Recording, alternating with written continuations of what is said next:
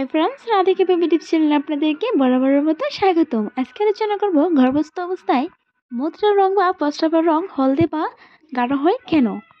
সাধারণত গর্ভবতী মায়েদের প্রস্রাবের রং পরিবর্তন হয়।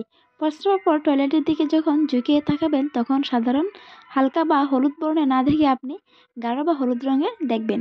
গর্ভাবস্থায় প্রস্রাবের রং পরিবর্তন কিছু সমস্যার লক্ষণ হতে পারে। এই পরিবর্তন হলুদ রং থেকে উজ্জ্বল বা হলুদ কালো রঙের বর্ণেরও হতে পারে। চলুন জেনে নেই এই লক্ষণগুলোর সম্পর্কে। বেশিরভাগ সময়ে গর্ভবতী মায়েদের প্রস্রাবের রং হলদে বা গাঢ় হয়। বেশি বেশি পানি পান করার পরও গর্ভস্থ অবস্থায় মূত্র হলদে বা গাঢ় হয়। গর্ভাবস্থায় মূত্রের রং কি পরিবর্তিত হয়? কি কি কারণে প্রস্রাবের রং পরিবর্তিত হয়? গর্ভাবস্থায় মূত্র পরীক্ষা করলে কি কি সমস্যা বোঝা যায়? প্রস্রাবের রং দেখে বুঝতে পারবেন আপনার শিশুটি মারাত্মক ঝুঁকি বা অসুস্থ রয়েছে। গর্ভাবস্থায় মূত্রের রং কি পরিবর্তিত হয়? হ্যাঁ, গর্ভাবস্থায় মূত্রের রং পরিবর্তিত হয়। এটি খুব হালকা বা স্বচ্ছ হলুদ থেকে হলুদ রঙের কিছুটা গাঢ় শ্বেবের পর্যন্ত হতে পারে। তবে গর্ভকালীন সময়টাই পরিবর্তিত আরও স্পষ্ট দেখা দিতে পারে। এটি তীব্র উজ্জ্বল হলুদ থেকে রং প্রায় কমলা হলুদ বর্ণেরও হতে পারে, যা সাধারণের থেকে একটু হলদে বর্ণ। কারণে প্রস্রাবের রং হলদে হয়। প্রস্রাবের রং পরিবর্তিত হয় ইউরিগ্রাম পিগমেন্টের কারণে, যা ইউরিবিলিন নামেও পরিচিত। যখন দেহে লাল রক্তকণিকা থেকে হিমোগ্লোবিন ভেঙে দেয় তখন ইউরিবিলিন তৈরি হয়। যদি আপনার সেই সাথে যদি আপনার মূত্র পাতলা হয়, আপনার প্রস্রাবের পিগমেন্ট হালকা বা স্যাবের হয়, তবে আপনার মূত্র যদি ঘন আকারের থাকে তবে পিগমেন্টও গাঢ় রঙের হবে। এগুলি ছাড়াও এমন অনেকগুলি কারণ রয়েছে যা গর্ভাবস্থায় আপনার মূত্রের রং হলদে বা গাঢ় করতে পারে। কিডনি যেভাবে জল ফিল্টার করে গর্ভাবস্থায় একটি গভীর পরিবর্তন হতে, তার সাথে গর্ভাবস্থায় খাবার গ্রহণের ক্ষেত্রেও পরিবর্তন এবং অতিরিক্ত ভিটামিন ও ওষুধ খাওয়ার কারণে প্রস্রাবের রং বর্ণহীন বা হলুদ রঙের হতে পারে। গর্ভাবস্থায় মূত্র পরীক্ষা করলে কি কি সমস্যা বোঝা যায়? গর্ভাবস্থার সময়ে প্রস্রাব পরীক্ষা করা অত্যন্ত গুরুত্বপূর্ণ, কারণ এটি আপনার স্বাস্থ্য এবং আপনার গর্ভের সন্তান সুস্থ আছে কিনা তা নির্ভর করে এই পরীক্ষার মাধ্যমে। তাই এই পরীক্ষা করে আপনি জানতে পারবেন। গর্ভাবস্থায় মূত্র পরীক্ষা করলে কি কি সমস্যা বোঝা যায় নিম্নে দেওয়া হলো। মূত্রতলের সংরক্ষণ ও এটা জানতে মূল আলোচনায়।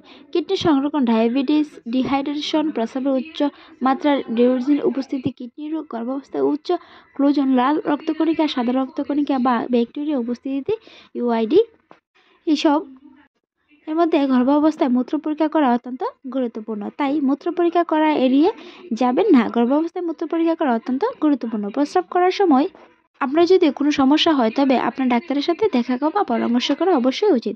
কখন প্রস্রাবের রং গাঢ় দেখে বুঝতে পারবেন গর্ভের সন্তানটি অসুস্থ আছে?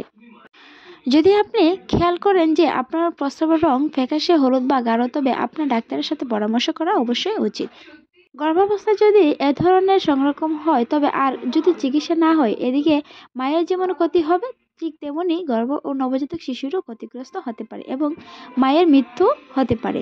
সুস্থ শিশু তো নয়, এমনকি একটি মায়ের মৃত্যু পর্যন্ত হতে পারে। কাজেই আবার বারবার ইউরিয়া আই বলে অনেক ক্ষতি হতে পারে। এটি বারবার ইউরিন স্ট্যাক ইনফেকশন বা মূত্রনালীর সংক্রমণ সাধারণত ব্যাকটেরিয়ার কারণে হয়ে থাকে, যা শরীরের চামড়া, যোনি বা মলদ্বার হতে শরীরের ভেতরে প্রবেশ করে থাকে।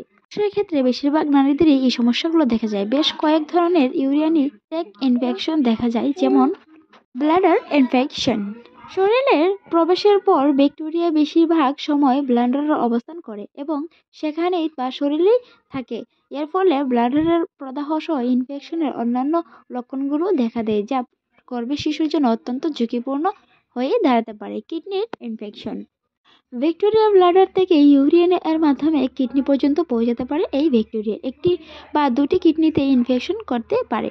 কিডনি ইনফেকশন এন্ডোপ্রেসিস গর্ভাবস্থায় একটি মারাত্মক জটিলতা। এটি কিডনি থেকে রক্ত প্রবাহে ছড়িয়ে থাকতে পারে। কিডনি ইনফেকশনের পর গর্ভের শিশুর জন্য অত্যন্ত ঝুঁকিপূর্ণ হয়েও দাঁড়াতে পারে।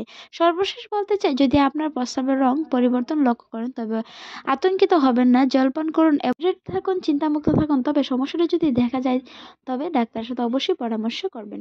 সমস্যাগুলো বেশিরভাগ গর্ভবতী মায়েদেরই হয়ে থাকে। চিন্তামুক্ত থাকুন, নিজের অনাগত সন্তানকে পৃথিবীর আলো দেখান, সুস্থ থাকুন, ভালো থাকুন।